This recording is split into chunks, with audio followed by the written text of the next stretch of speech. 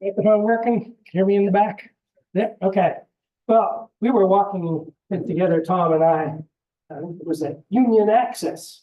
And he said, we ought to have a program with the photographers to show. And I said, oh, we got lots of bird pictures. And Tom said, well, I'd like to know, how did you get into nature photography? And so that's what I'm going to talk about today. And we're going to see a lot of bird pictures from me, but you're going to see a lot more from Karl. I guess I should have the mouse there, right?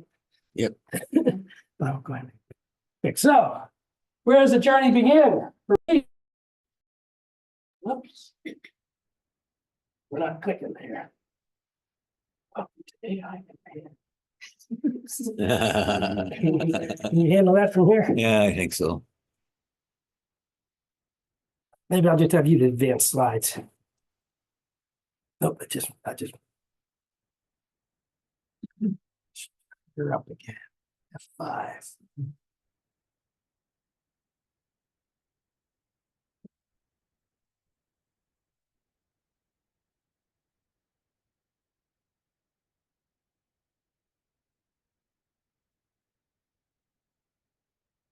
Slides, from beginning. All right, so I'll just tell you when to advance. It won't be too hard a job. You can go backwards too, right? Yeah. Okay. All right. So we're gonna start off. All right, next slide here. My career began off in 1964. I was, as many of us who got into photography, was in high school. I was one of two photographers in high school. This is my first camera. Here, a 4x5 inch film Crown graphic. And we were lucky in my school that we had an early electronic flash there, which comes complete with an 8-pound lead acid battery. And this was pretty cool going around. I mean, I went to all the movies in the 30s, they all had cameras like this, right? The press was all out there with cameras like that. So pretty cool. I'll show you some of the pictures I took. My first pictures, next slide. A lot of the typical high school photos, right? Covered the dances and all that. Now this camera, you had these film holders. We had 6 film holders. Each film holder held 2 sheets of 4-inch by 5-inch Tri-X. So at any event, I had a maximum of 12 pictures. Today, I do 12 pictures in half a second. So these are just some of the pictures I took with that camera. And I go on to the next one. And as I graduated high school, I had a job at a gas station prior to self-serve. So I was pumping gas. If I didn't wash your windshield, you got your gas for free. I only did that one time. And my first week, it was pouring down rain. I was washing a windshield, and the boss says, you don't have to wash windshields in the rain. So anyways, I was able to afford an $89 Exacta VX11A. This was a camera built in East Germany. And a 35 millimeter, had a neat feature, had a guillotine inside. So you could have a cassette on one side and a cassette on the other. You could run through like 5 pictures, guillotine it off, and take and develop just those 5 pictures. That was really cool, particularly when I was doing experiments with developers to see what worked in different things. So let's see some of the things I took in 1966, just after graduating from high school. Next slide. I was a geology major, so I took a lot of pictures of geology things, field trips in geology. And down there is my cohorts. Anybody recognize me? I was the one that stopped at the Australian Army Navy surplus store. But here we are looking for fossils and looking at angular unconformities. And I can't remember what we're looking at there. That's Roger Cuffey here, my professor, who was an expert in bryozoa. Anybody ever seen those clumps of bryozoa in the lake? He studied them when they were back in the Ordovician age. Next slide. All right, I'm now in graduate school. Finished college, I'm in graduate school. I have a stipend of $1,200 a month, pays for rent, food, and I can afford a new camera. I had coveted this Pentax Spotmatic in my undergraduate days because all the more wealthy kids in the Penn State Camera Club have these, and I really wanted one, right? So I could finally afford one. And the big thing about it was that I didn't have to carry a light meter anymore. it was built into the camera. I just matched that needle, and that was so nice to be able to expose while you're looking at your picture. Some of the pictures I took with it, I was into some micro photography taken through a microscope as part of my, some of this is part of my research area. This is a rock pyroxene, olivine, which we think makes up the upper mantle. We were studying, I was studying those rocks. That one's actually just a chemical, sodium thiosulfate. I was also started with this camera working in the studio. I was very interested in black and white pictures. I did a lot of experimenting with developers. I was a big advocate of Ansel Adams' zone system for black and white. And I would measure my scene with a spotlight meter, get the lightest and the darkest, and then figure out how to develop to have that entire thing.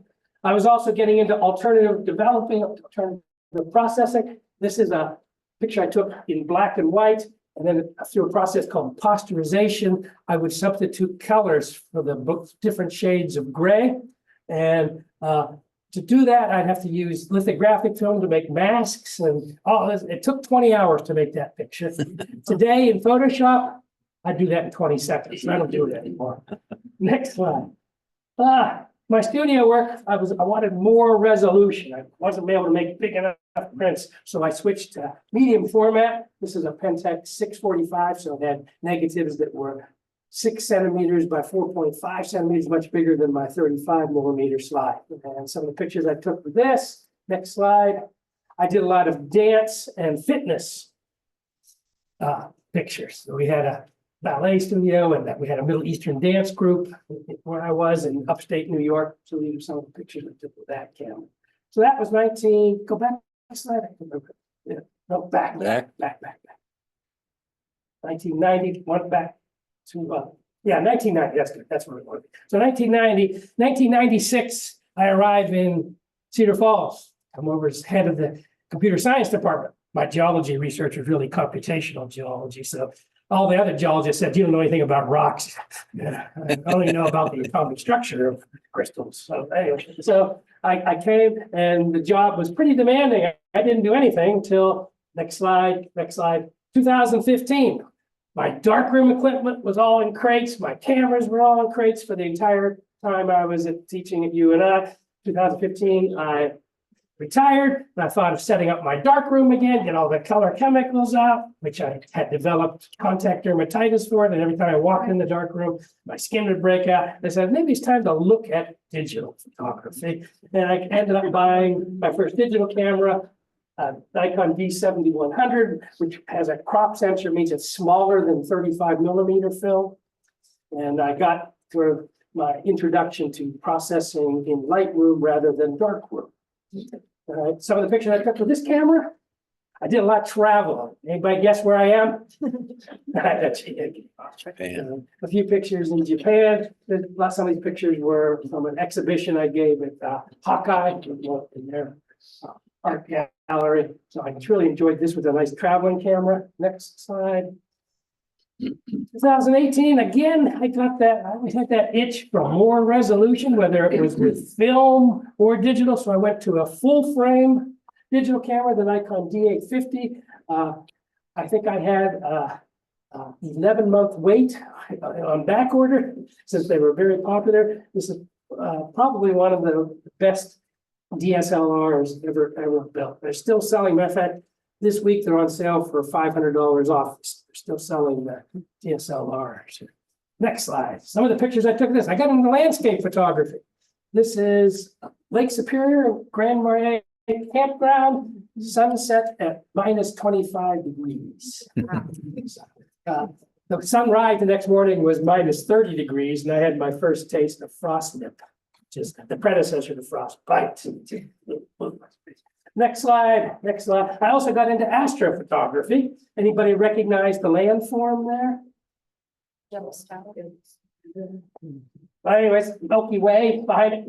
Next picture, I'll bet you'll guess it. No, Milky Way. Milky Way. There's the next picture. Now you know where we are. Yeah. Devil's Tower, right? 45-minute exposure. It's supposed to be an hour, but I picked my tripod. At the end of 45 minutes, I stopped there. Okay. So I got an astro. Next slide. And then with this camera, the D850, I took my first picture of a bird. We're finally there. finally a bird. The nice thing about digital, I know exactly when I took it. I could have put the time down, but it was April 22nd, 2018. It was actually Prairie Rapids Audubon Society. A day trip to Big Woods Lake. I saw an ad in the Courier for it. So I showed up. Candace, that's Candace. There she is back there. She was leading this trip. The other thing I remember is we both had Subaru Outbacks and our license plate differed by one number. So obviously I was in the right place. So this kind of got me. I said, wow, look at those feathers. Look at those. I can see these little whiskers here. Oh, I got real excited. Said, this is for me. All right. So next here. All right, back to traveling. All right. I've now traveled in New Zealand, but if we go to the next slide. I'm now, when I travel, I now look for birds when I do. A couple birds here, the kaka bird here. It's one of the smartest parrots I know. We've got some really good stories about them stealing the valve for turning on the water in the little handle on that. And when it was on, so the creeper couldn't turn the water off. But anyways, this particular one, we were on an island. It was a Maori run lodge. We slept in lean-tos, and we had a lodge where we ate, and we had a wine and cheese reception. Kaka birds love cheese. And our host was there with a squirt gun. Ready to look. But this bird was smart. He didn't fly to the table. He flew to my wife, Naomi, over here, flew to her shoulder. And everybody's going, oh, wow, this bird just landed on Naomi's shoulder. But while everybody was going, wow, what did the bird do? Went right to the cheese tray, grabbed a ton of cheese and went back up to the bird. The North Island robin is a real good bird to photograph because they'll come really close. They really want to get their picture taken. So I really like that. Next slide. And white-capped albatross. Wingspan on this guy is between 7.5 and 8 feet. And it's really interesting to see them fold those wings. So I really enjoyed taking my first sort of travel where I did a lot of bird pictures. Next slide. All right, what country are we in now? Peru. Peru, right. We're up here around 16,000 feet. We're visiting a little village. We were staying with a family of weavers. They were trying to teach us how to weave. Not successful there, but I really like this little kiddo. This is Annie, and she had the kid originally on the ground on a square of blanket, wraps the kid up, just over her shoulder. And there it is. The little kid was so happy to ride up there. All right. But now we go from around 16,000 feet down to around 600 feet. We're in the Amazon part of Peru, and we had this great clay lake there, which had all sorts of parrots. I'll just show you the blue-headed ones here. Next slide. I couldn't resist this sunrise over the river, the Salt Lake. The clay lake was on the river. But I just love. We climbed up about a 300-foot tower, so we were above the trees. It was one of my favorite landscape pictures. Next. All right, 2022.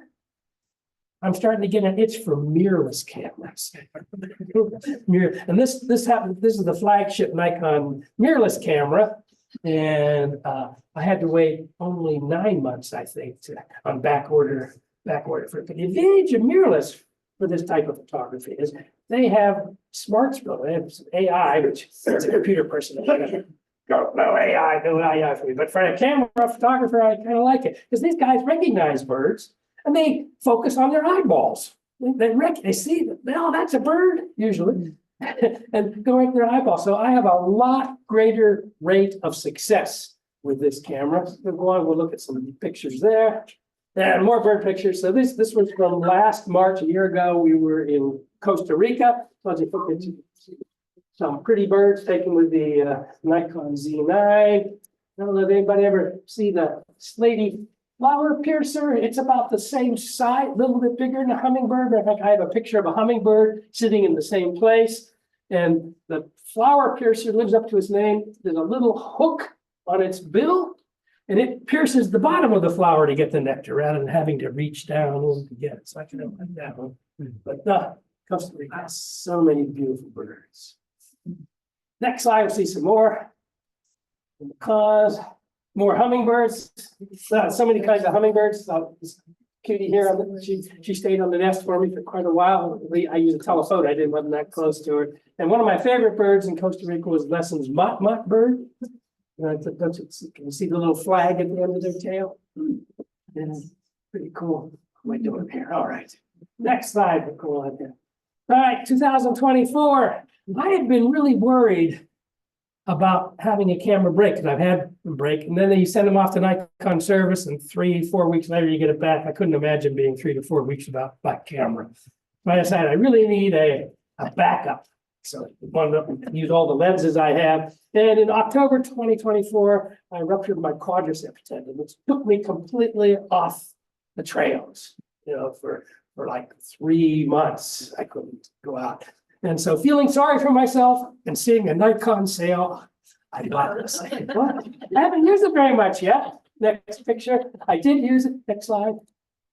I did use it with Karl and Al. We were down in the Coralville Dam, the tailwaters, where we were looking at eagles. And then we went over to the roller dam in Cedar Rapids and got a picture of the gull there. We picked up a fish.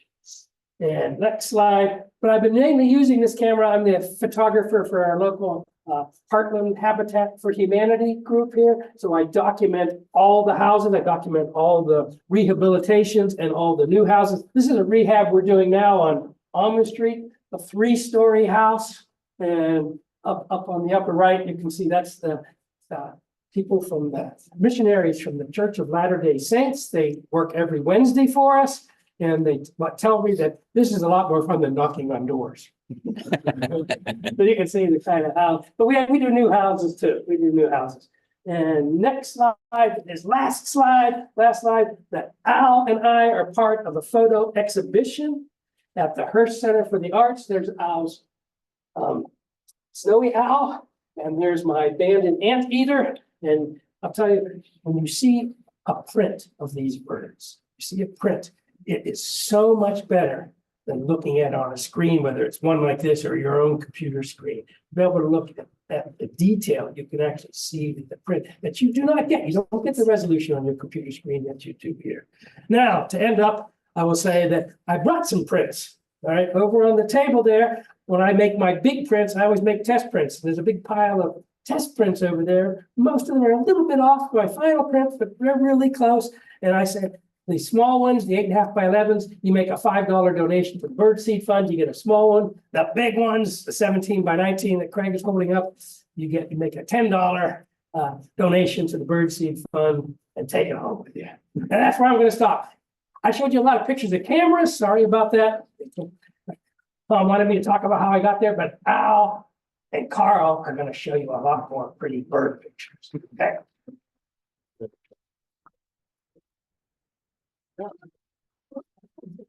Did you keep all those cameras? Did I keep all those cameras? Yeah. No, I did not. Okay. The film cameras ended up at UNI Art Department because their photography program still uses film to teach. And the D850 I traded in on my mirrorless cameras. Thank you, John. We're going to hold off for questions until the end when all three are up here just for the interest of time. So they have plenty of time to take their time showing their photos. Their work, not to feel like super rushed or anything. But that was wonderful. Looking forward to more. So if you have questions, raise the hand. Thank you. Well, yep. Okay. So my slide, I guess. Yeah, That's the wrong one. yeah, I know. We'll reload here. So while he's reloading, my name is Al Sundt. Most of you know me as that. I go by Hidden Fox Photography.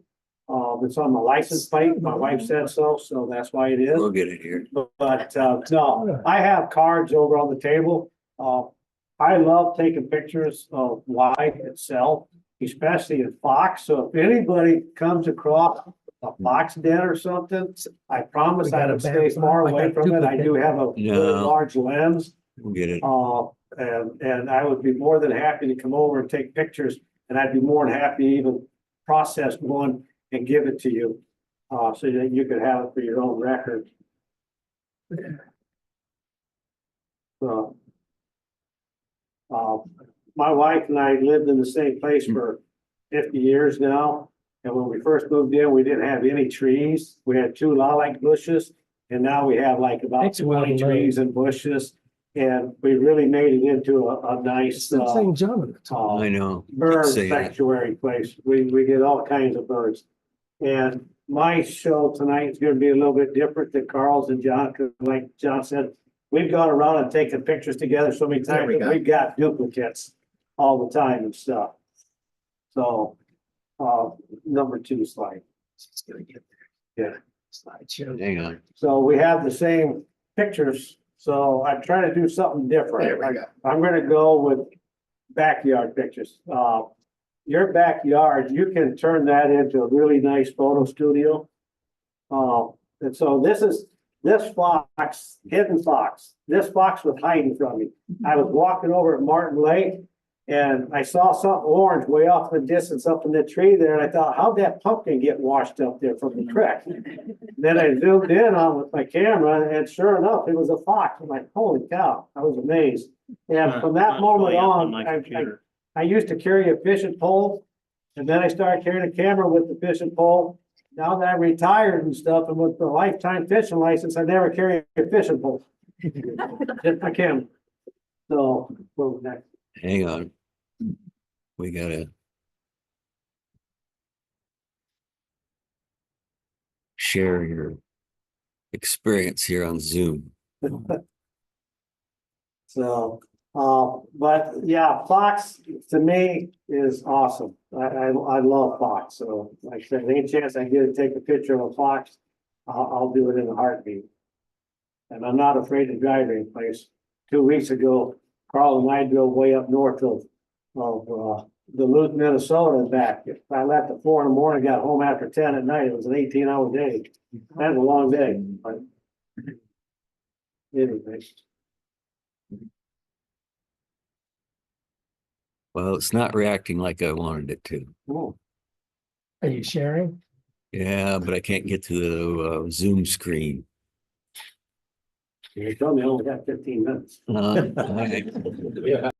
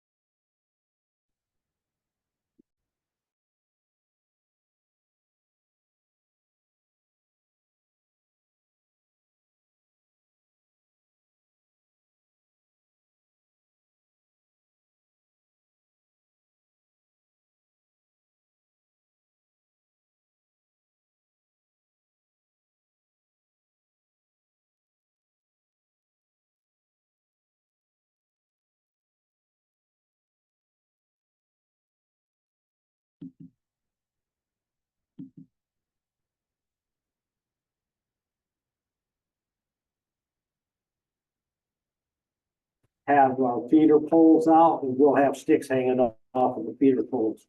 And so like this here, it's a dead stick in with flowers, so you know that's one we planted. You know, the flower came up on its own, but I planted the stick. Anyway, next.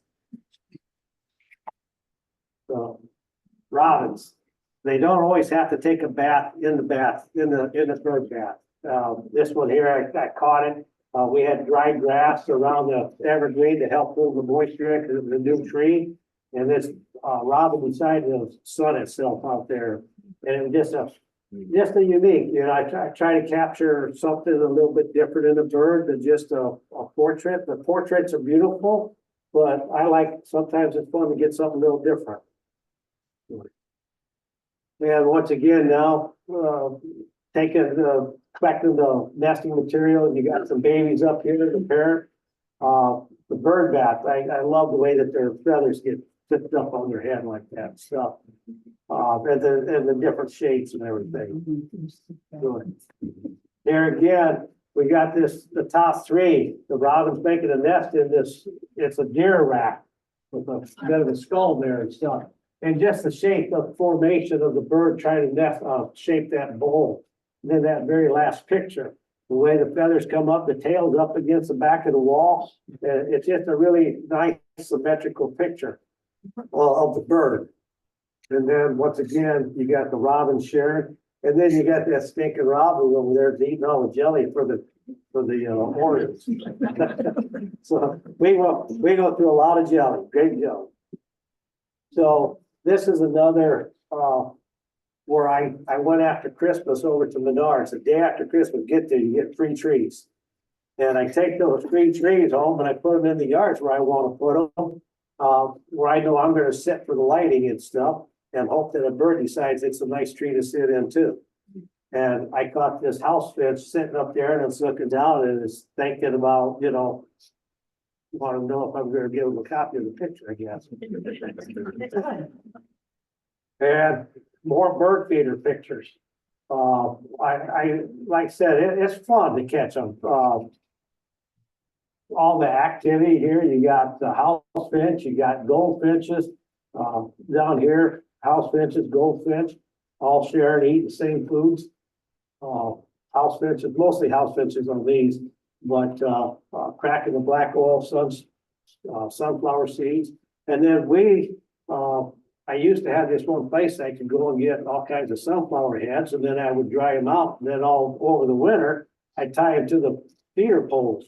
And when it's raining and we have to take your other bird feeders in or snowing, you know, you don't want to get all wet. Well, the sunflower heads stay out there and they have food all the time that way.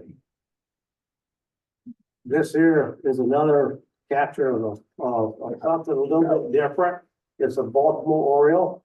But I caught it in flight from underneath, and it's fun to do that. And you can, all that is what you can do, you know. I know we got a young guy back here in the back that's doing 4-H photography type stuff, and backyard pictures. You can have a lot of fun with it. You can create a lot of good stuff with it.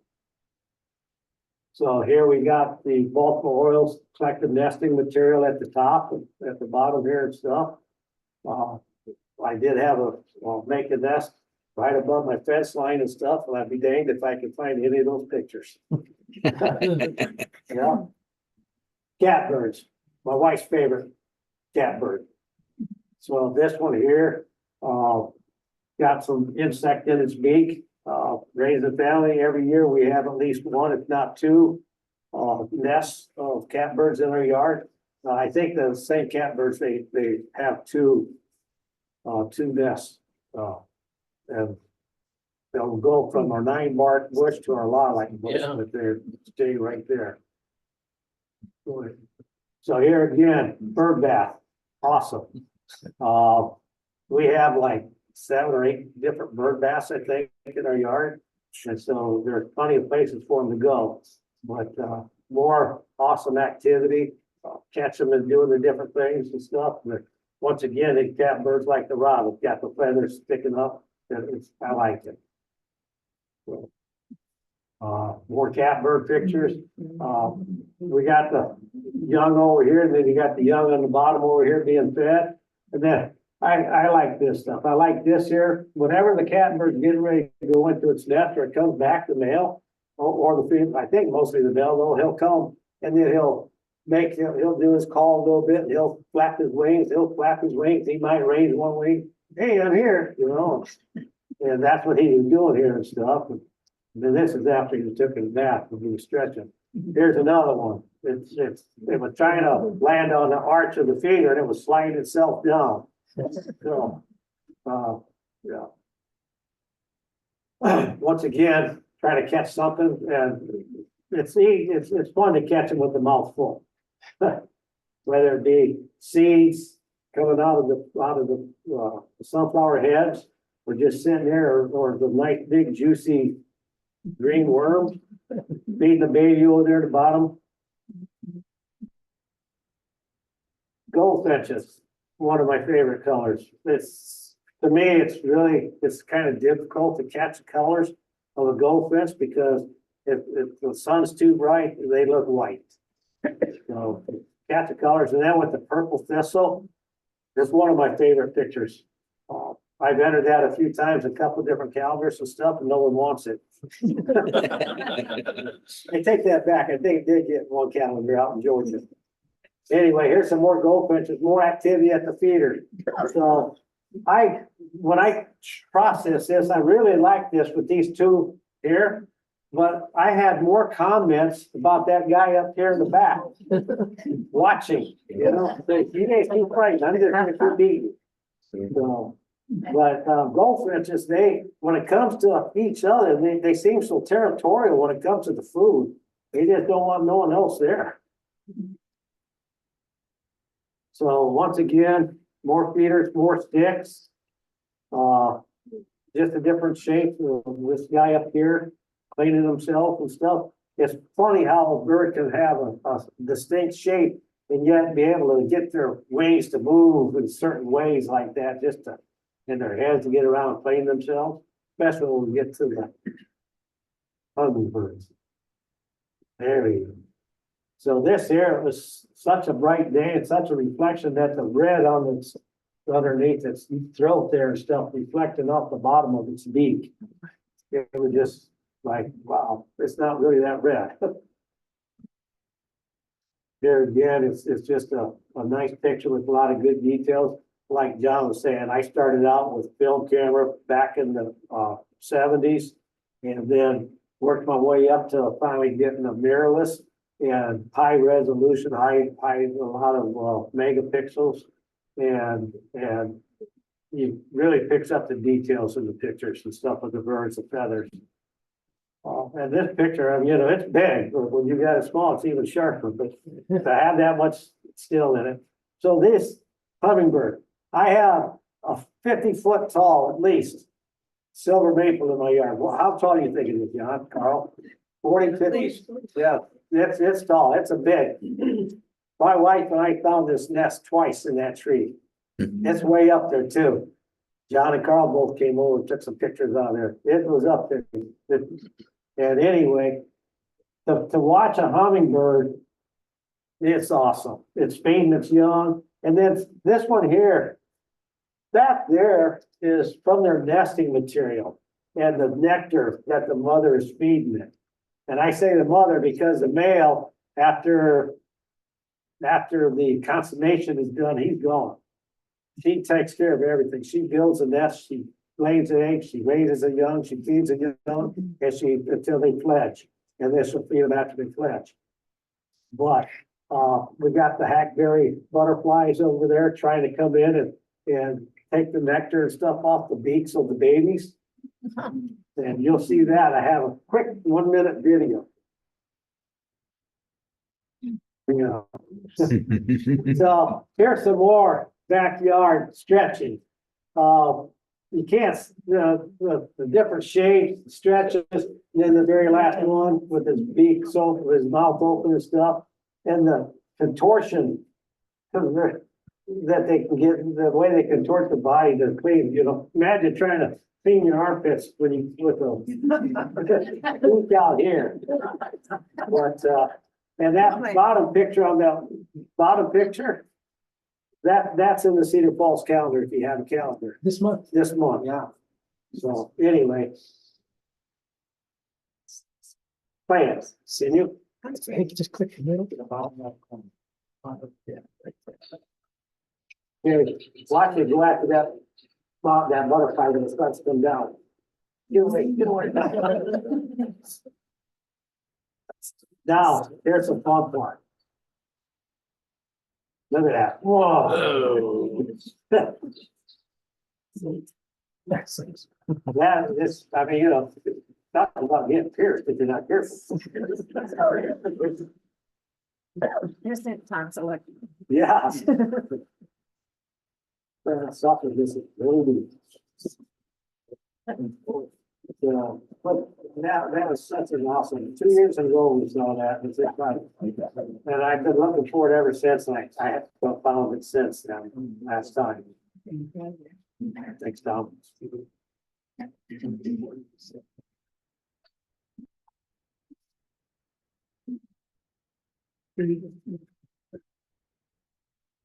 Well, let me keep going. That's all right. We'll watch it again. Just stop it and hit the page down.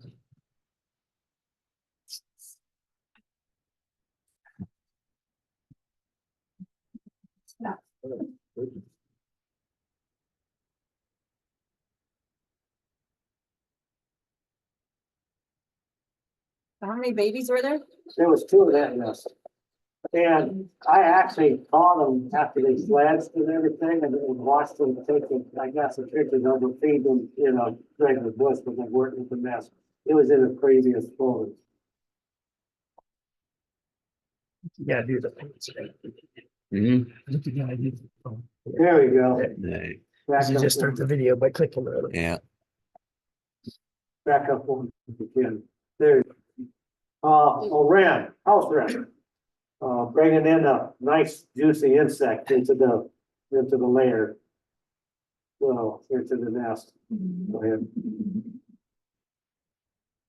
So one of the things. We have squirrels that like to chew into bird houses, especially if you leave them up over the winter time. And so a lot of times with our bird houses, we'll put on some kind of a metal ring. I might have to drill it out to 7/8 of an inch, but we'll do that to keep the sparrow from getting in it and so that the wrens can have a nice place to go. So. Okay, now I showed you my backyard birds. I have just a few of these birds.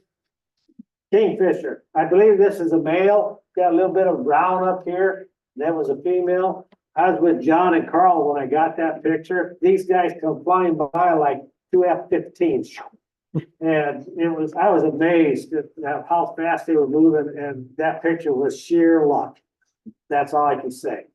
Sheer luck. Yeah. This is a red-shouldered hawk, get some nesting material.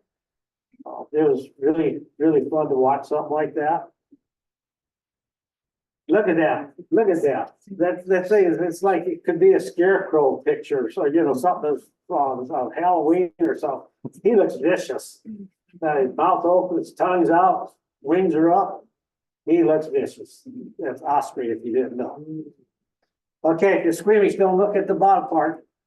But he's having muskrat for lunch. So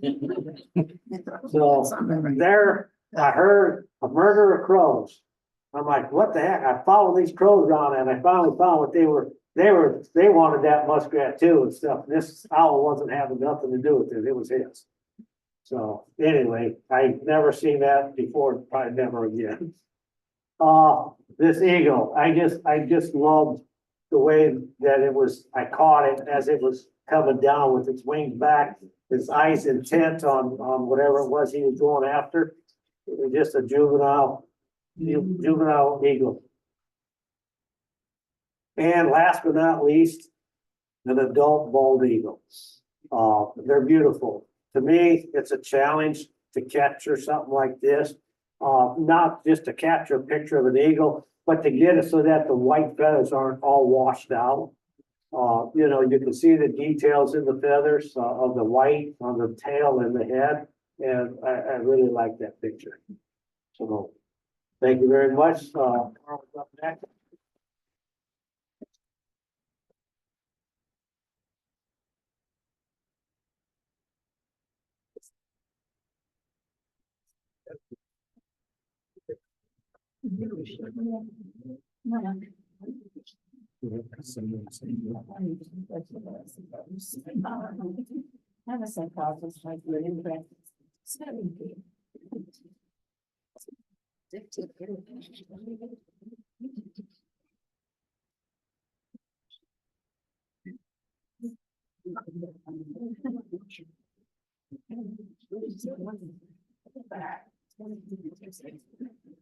You gonna let me use it?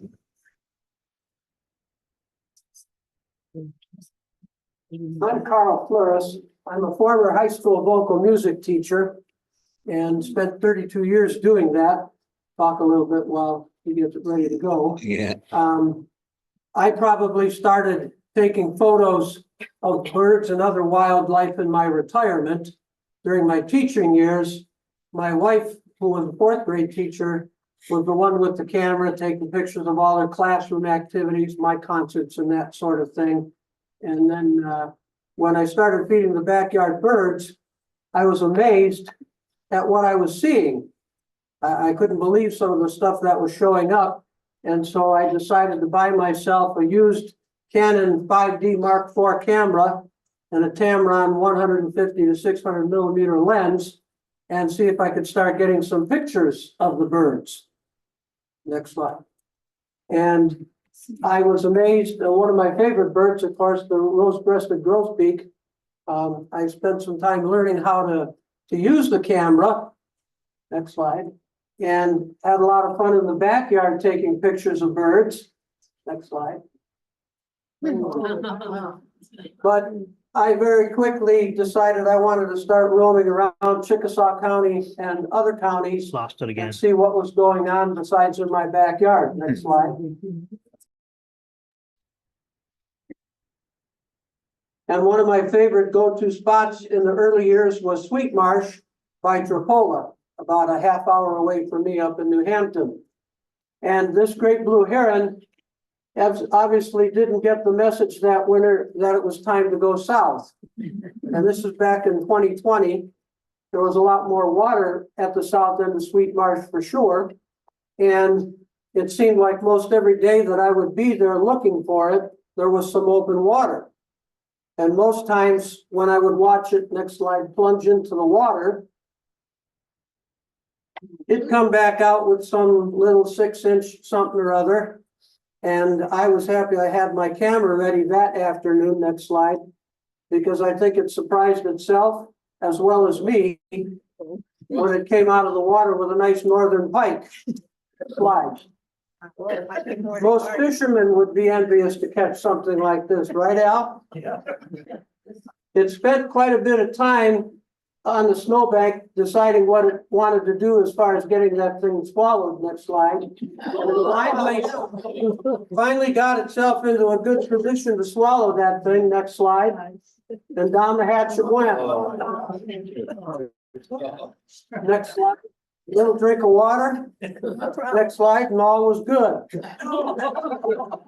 I sent these photos and a little bit of story about this green heron Need to to start. Brian Button at the Iowa Outdoor this is Magazine, working. and Says it. got a nice It's not over response there. back from him saying if I can use They're it, I'll not let seeing you it. know. That was in the spring of 2020. You In know, January of reset it like you did before. 2021, I got a call from Brian. He said, I think I got an idea for these photos. One thing led to another, a It couple needs to more start over again. conversations, and this heron and its story ended up as a feature story in Iowa Outdoor Magazine that year in the spring edition. Carl, I've got to interrupt you. Carl, Slide. Carl, I got to interrupt you a minute. Oh, we got interrupted. Yeah, they aren't seeing it. Do a stop share and then I think you're still sharing owls. Nothing here.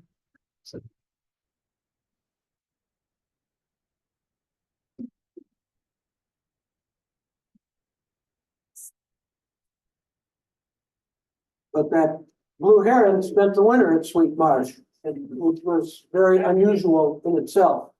Normally, they would go a lot further south. You got it. All right. Next slide, please. Yep. Oop. Winter time is a great time for bird watchers and photographers for getting action shots of the bald eagles. Something I personally like is seeing those monstrous talons all stretched out, ready to snatch on and snag onto a fish. This happens to be down at, and hang on there. This happens to be down at Tailwater West, just below Coralville Dam. It's an area where the eagles are close. You can get some wonderful photos. And in the next slide, there was a number of us photographers that were there one day, and we noticed that this eagle had a bird band. One of the photographers got a good read on the number, and any of us that got a photo and posted a picture in the Mississippi River Bald Eagle Photography group on Facebook were invited to go online and register our sighting. Turns out this eagle was banded before it could fly in 2015 up in Minnesota. And this is 2021, so it's already on its way to being 6 years old. And if it would still be alive today, it'd be closer to 10 years old by now. Go ahead. It's fun to see them with their wings spread out with a fish and talons. And this is actually, I think, at the roller dam in Cedar Rapids. Next slide. You know, we've all had our bad day somewhere along the way. I have to think that maybe this adult parent is having a bad day too. Next slide. A female belted kingfisher at Sweet Marsh had come up on that dead limb with a fish and had spent quite a bit of time kind of whacking that fish back and forth on the limb. I don't know, maybe to try and soften it up so it could swallow it. It flew off before I found out. This is here in Waterloo, the osprey. The nest is at the on a cell tower at the Anderson Erickson milk plant, and this adult is bringing some nesting material back up to the nest. Next one. They get a little bit particular when someone like me is wandering around down below the nest, taking pictures of it and the young ones. I almost thought this one was going to fly right down and try and snatch me, but it didn't. Next slide. Before these juveniles learn how to fly, they have some pretty hot days up on that tower. Eventually they can fly off and get into the shade of the trees and swim in the water and all that kind of stuff. Next slide. Here the parents are standing guard over the nest. Next one. I found out this fall that the juveniles don't leave late summer like the adults do. They stay quite a bit longer into the fall. I think practicing their flying skills, their hunting skills. This was at Harold Getty Lake near that osprey nest. It looked like it was doing fine in the fishing department. This is in my backyard, a young red-tailed hawk. It shifted its view of me from a landscape view to a portrait mode. Trying to figure me out, I guess. I found out that the young ones are far more cooperative than the adults when it comes to having their pictures taken.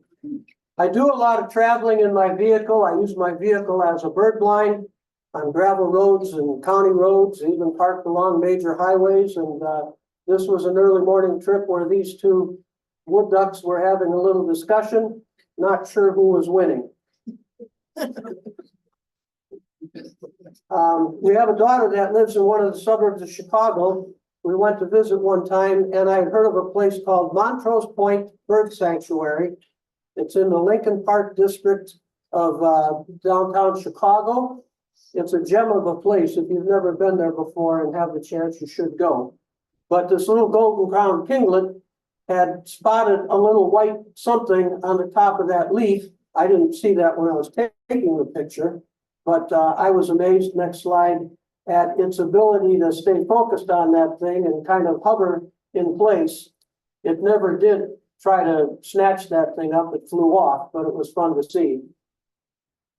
Coming home from Waterloo one time on Highway 63 going north up to New Hampton, I saw something, a large dark bird on top of a power pole on the west side of the southbound lanes of Highway 63. I decided to turn around and get myself in position to take some pictures of it. I had never seen a Harris's hawk before. Next slide, please. Another gravel travel morning early, these two rooster pheasants were on the edge of the gravel road having a discussion, which became airborne. From time to time, I have friends in the New Hampton area and elsewhere. They share with me some of the things that they've seen in their travels throughout the town, the county, and whatever. And one of my friends called me one night. That friend happens to be here tonight, Wally. And we have a park northwest of New Hampton called Airport Lake Park. And he called up and he said, "Karl, there's something big out on the lake." So I went out after supper, and sure enough, there was this nice big common loon. It was gone the next morning, but it sure was fun to see at our airport lake. I've seen them here in Waterloo at George Wythe, but never at a smaller spot. This is at George Wythe at the bird blind feeding station area. Both of these birds kind of flew to that feeder at the same time.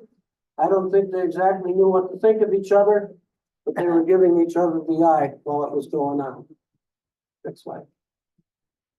One of my favorite pasture areas, I was watching for bluebirds actually, and this red-bellied woodpecker flew up. It put its head down on top of that old wood fence post. And at first I thought maybe it had one too many fermented berries. It was having a tough day. It eventually flew off.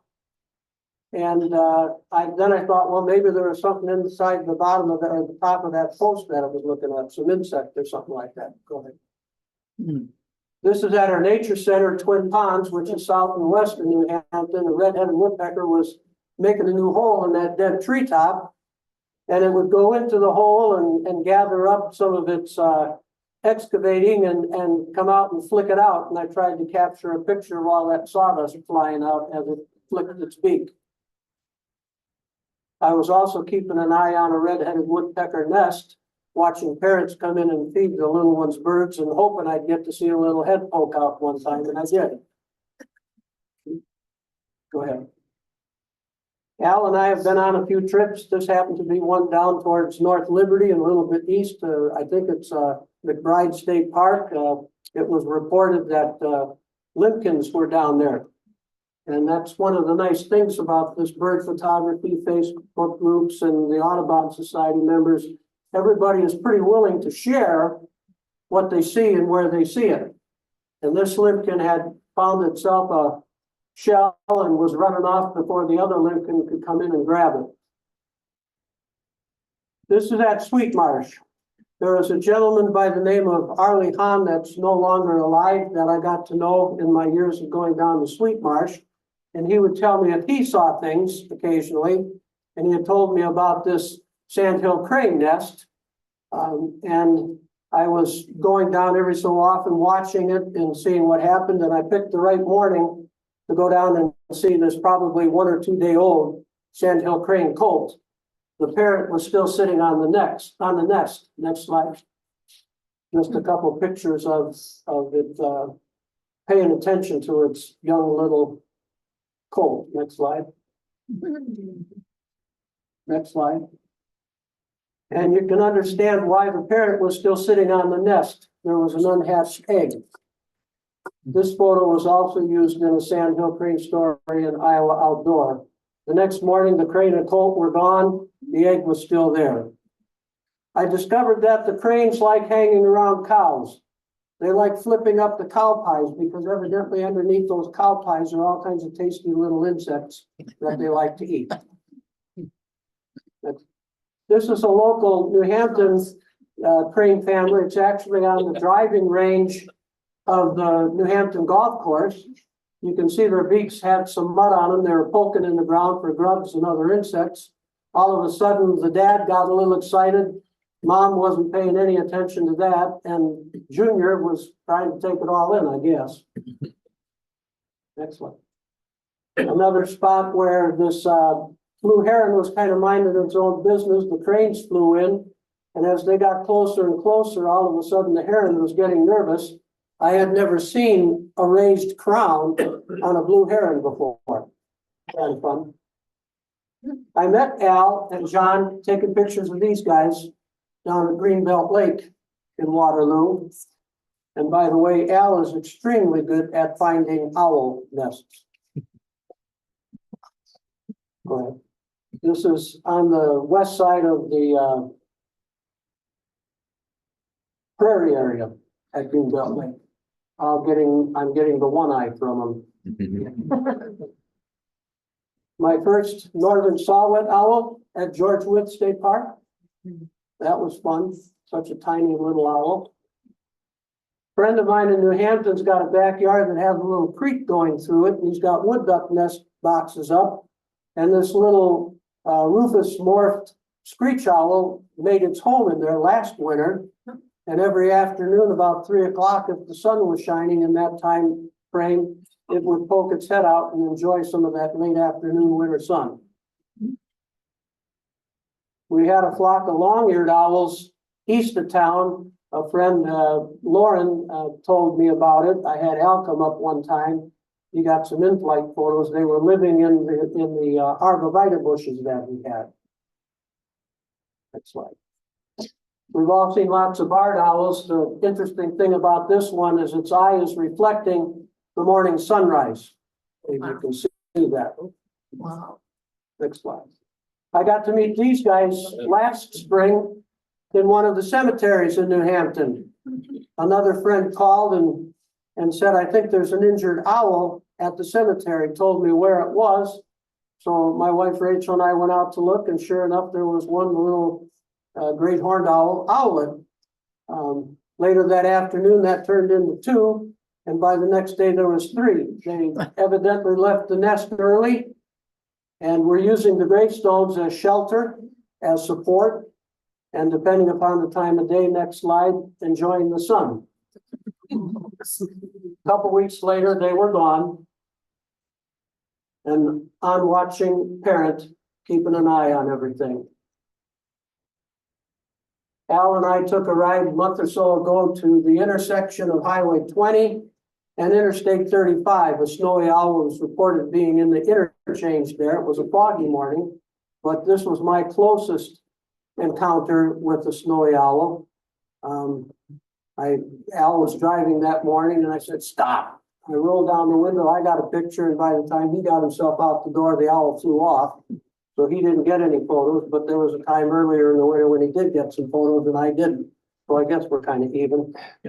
It's always fun when the fledgling birds come out and get on the barbed wire fences and the tree branches and things. They're just so darned patient, waiting for their parents to feed them. Not.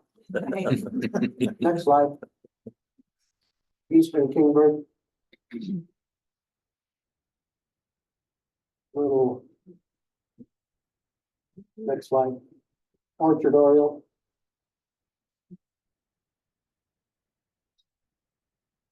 My wife had a sorority meeting in Des Moines last summer, and so I was wandering around below Saylorville Lake Dam. And I saw something really bright and green up in the tree. And by the time I finally maneuvered myself around, I found something I wasn't expecting, this little budgie. It evidently lost its, it flew out of its cage or whatever, and I posted many pictures on Facebook about it in case anybody saw it and was missing their bird. Not that they probably could have done anything about it. Next slide. I was in the right place at the right time to catch this mom wild turkey escorting her little troop across the gravel road. I'd never seen them that small before, and this was pretty late in the summer. And when I posted pictures on Facebook, people were surprised that it had such a late hatch. Bluebird bringing a snack to its bluebird house. I entered this picture of the male bluebird at the Clay County Fair a couple years ago and got a first place blue ribbon on it. The hummingbird version of the swan dive.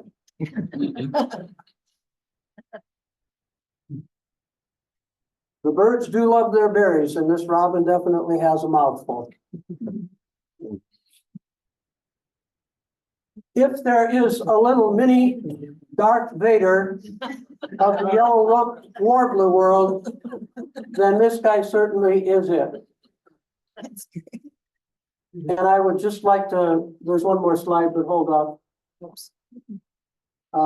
I would just like to thank Tom for asking John, Al, and I to be a part of this program tonight. Thank John for all the work he did to put our PowerPoint presentations together. It was a lot of fun for Al and I and John to be a part of that. And with the next slide, I'll make my exit.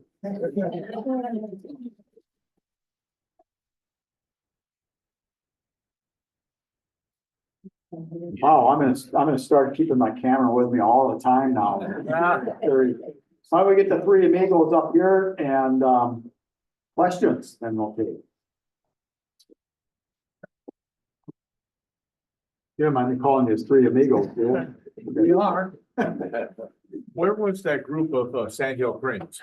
That large group? That was at Sweet Marsh on the south end.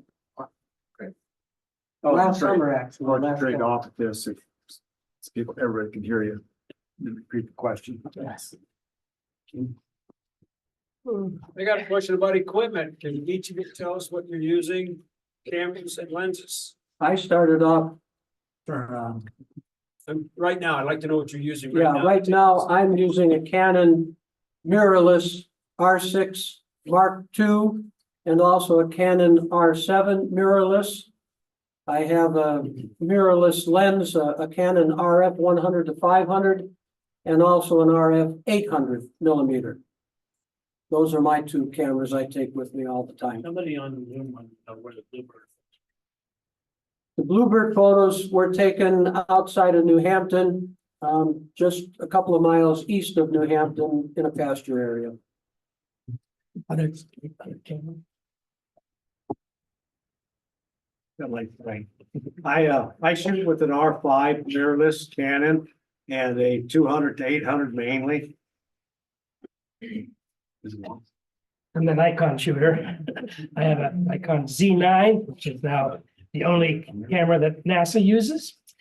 And I shoot with an 800 millimeter prime. I don't use zoom lenses. I have an 800 millimeter prime and a 600 millimeter prime. Thank you. Do you use Lightroom to? I use Lightroom, Photoshop, and Topaz. I use the three programs. Same. Same.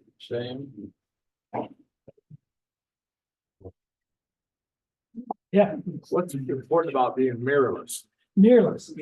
The main thing is that the smarts that are built into it, the fact that the camera can recognize a bird and focus on the eye without you having to do the work of putting a focus point on the bird. That's the biggest advantage of it. The disadvantage is that, you know, with that DSLR, you're always looking through, and you're always seeing what there. When here, you're looking at a screen essentially when you're looking through the viewfinder. But what I like about that electronic viewfinder, I wear glasses for reading and that sort of thing, and I was always having to take them on and off to review pictures. Well, looking through the electronic viewfinder, you can review them without glasses. And that's a major convenience. Like John said, the software built in for tracking, you can set it for race cars or birds or whatever you might like. Pretty slick. Yeah, I use it in the studio a lot too. Yeah. When you're out looking around, do you kind of stay on AFC or AFS? Or tell me about your. All right, that translation, when you push the shutter button, does it take one picture? Or does it just focus one time? Or does it continuously make a focus, AFC? So Yeah, AFC, like a, continuous. are you all AFC all the time? All the What time. if it's, Not all what if the you're on a time, but- stationary bird? I think on stationary, I do. I shoot auto all the time. I use back focus button. That's another thing. Don't use a trigger button for focus, because if you're focusing on a bird and spot focus and you do your front one, every time you take a picture, it's got to refocus. If you use your back one, then you can just take as many pictures as you want because it'll stay in focus. Answer. that again. Huh? Okay, with these cameras, even with the other one before the mirrorless, you have a back focus button where you can program your camera using a button in the back. And the new ones, you can have several different buttons for that, for different types of focusing. But if you use a back focus button instead of your front trigger button, your shutter button, when you take a picture with your shutter button and your focus, every time you take a picture, then it's got to refocus again. But if you use your back button focus, it locks it in, it stays in, and then you just start taking pictures, so you don't have to worry about losing your focus. Thank you. So you're holding both companies? Yeah, your thumb gets to, I got trigger figured out.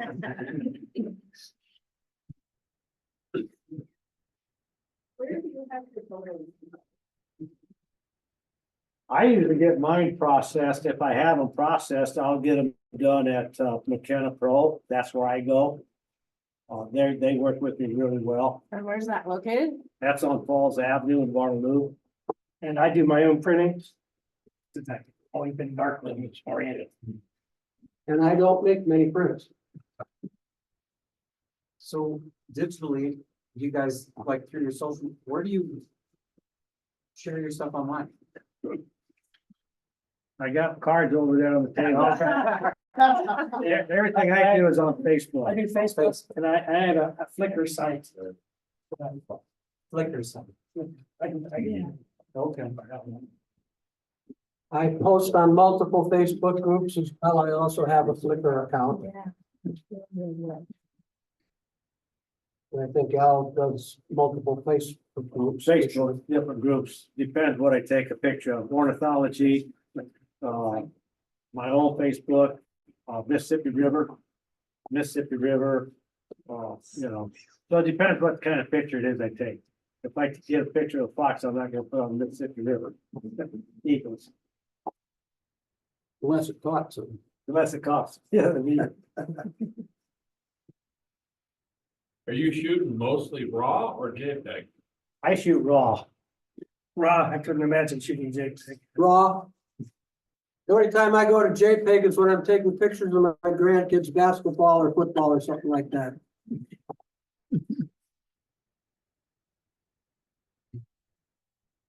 What setting do you use when you are? Well, depends on the lighting and stuff, but you can't go wrong. If you set your camera speed, say it, if you're shooting birds, set it at about 2,000. Set your f-stop as wide open as you can, and then set your ISO at auto. And you should be able to get a decent picture out of that. For shooting birds, that's fast action if you want to stop it. But if it's stationary, I shut that speed down as low as you can go. And one thing about your lens, you should be shooting your speed should not be any slower than your length of your lens if you're hand holding it. In other words, if you're shooting an 800 zoom, then you shouldn't have your speed any lower than 800 unless you have it on a tripod.